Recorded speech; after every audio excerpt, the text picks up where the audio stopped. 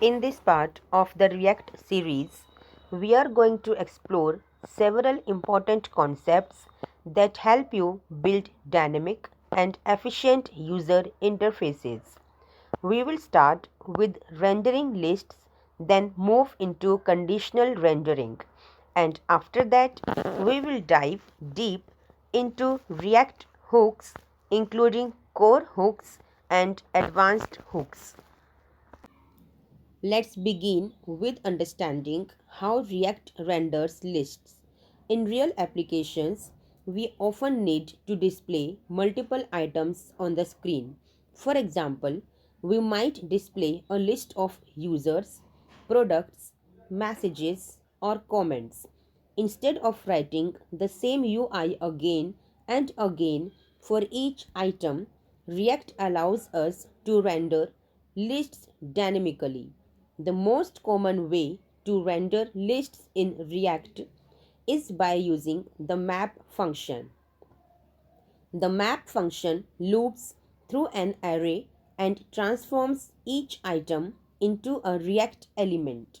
For example, if we have an array of users, we can use map to create a list item for each user.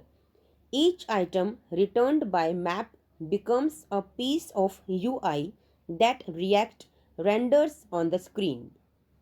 This pattern is extremely common in React applications. Whenever you see repeated UI elements, it's very likely that the map function is being used behind the scenes.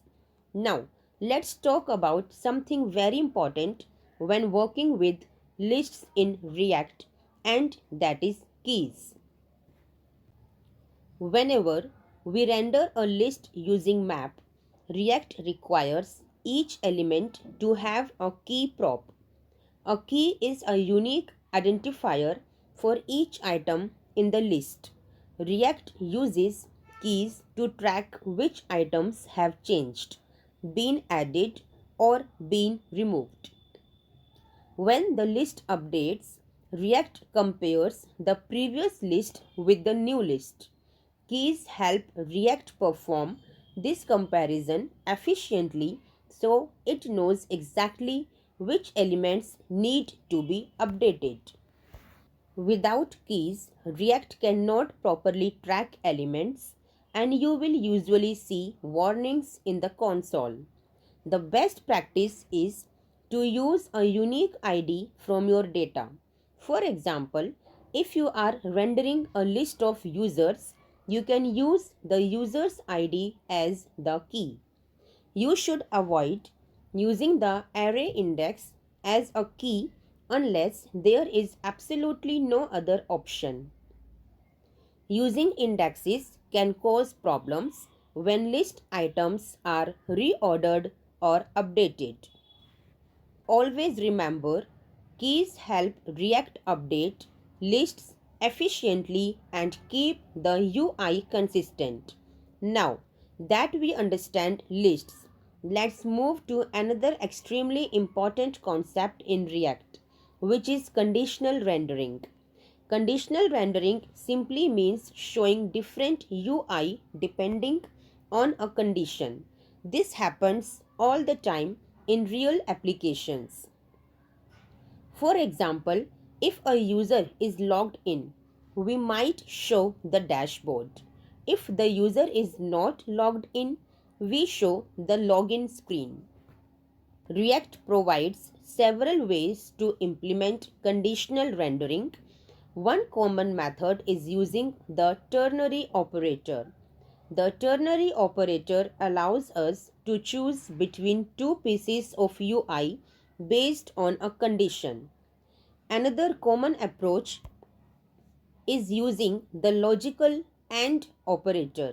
This is useful when we want to render something only when a condition is true. For example, we might display a loading spinner when data is being fetched from an API. Conditional rendering is used in many situations such as loaders, error messages, authentication states, feature toggles, and permission-based UI. It allows the interface to react dynamically to the application's state. This brings us to another important concept, which is dynamic rendering logic.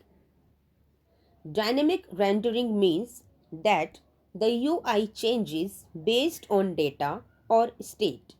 React makes this process very natural and intuitive.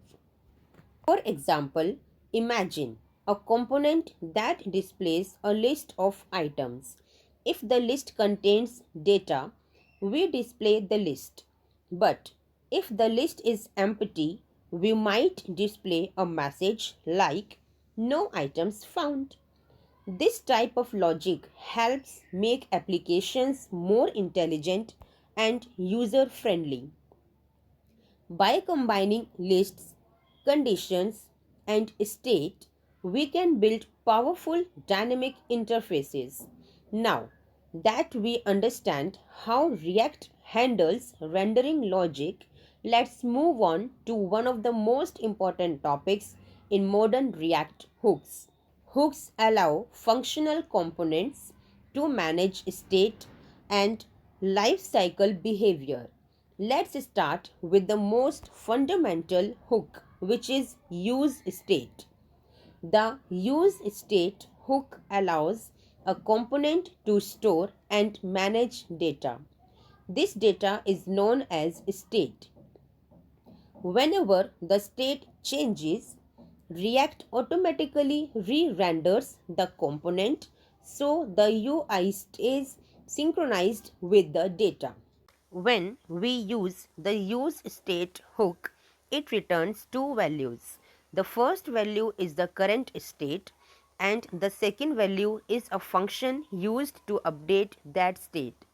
Whenever we call the update function, React updates the state and refreshes the UI. This simple mechanism allows components to become interactive. For example, we can use state to manage counters, form inputs, toggles, and many other interactive features. Once you understand use state well, you unlock the ability to create dynamic and interactive components. Next, let's talk about another extremely powerful hook called use effect. The use effect hook allows us to perform side effects inside a component. A side effect is any operation that happens outside the normal rendering process. Examples of side effects include fetching data from an API, setting up event listeners, running timers, or updating the browser title. In React, use effect runs after the component renders. This means the UI updates first and then the effect runs. This behavior keeps rendering predictable and ensures that side effects do not interfere with the UI update process. The use effect hook is widely used when working with APIs, external services, timers, and subscriptions. One important concept when using use effect is the dependency array. The dependency array controls when the effect runs. If the dependency array is empty, the effect runs only once after the component mounts. If we include variables in the dependency array, the effect will run whenever those variables change. This allows us to control how often the effect executes. For example, we might run an effect only when a specific piece of state changes. Understanding dependency arrays is extremely important because it helps prevent unnecessary operations and improves application performance. Now let's discuss cleanup functions. Some effects create resources that need to be cleaned up later. Examples include timers, event listeners, or subscriptions. If we don't clean them up properly, they can cause memory leaks or unexpected behavior in the application. React allows us to return a cleanup function from inside useEffect. This cleanup function runs when the component unmounts or before the effect runs again. This ensures that resources are properly released and the application remains stable.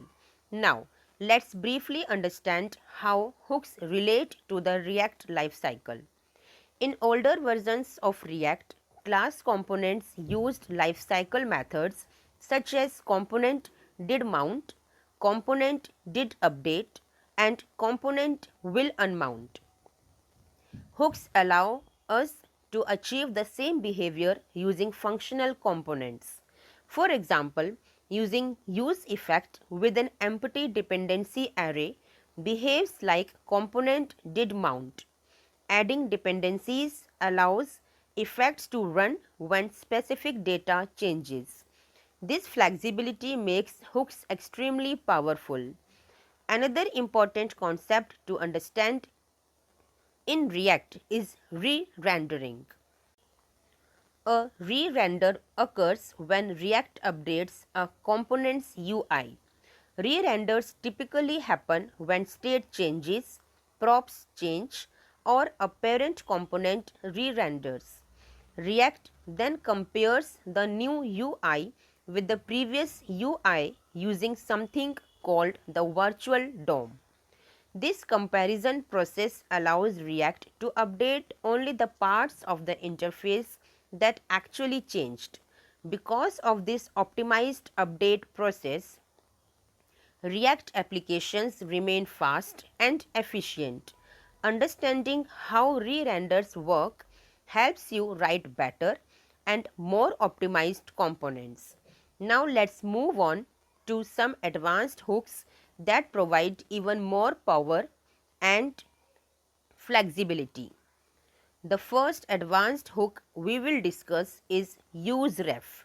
The useRef hooks allows us to create a reference to a value or a DOM element that persists across renders.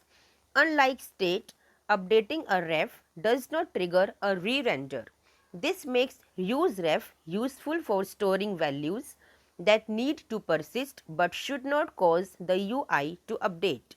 One common use case is accessing DOM elements directly. For example, imagine you want to automatically focus an important field when a component loads.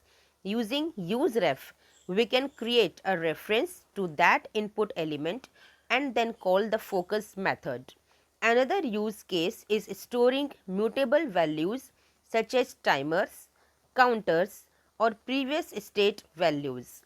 Next, let's talk about the use memo hook. The use memo hook is used to optimize performance in React applications. Sometimes components perform expensive calculations. If these calculations run on every render, they can slow down the application. Use memo allows React to memoize the result of a calculation. This means React remembers the computed value and only recalculates it when the dependencies change. For example, imagine filtering or sorting a large data set. Instead of recalculating the result every time the component renders, we can wrap that logic instead use memo. This ensures the computation runs only when necessary.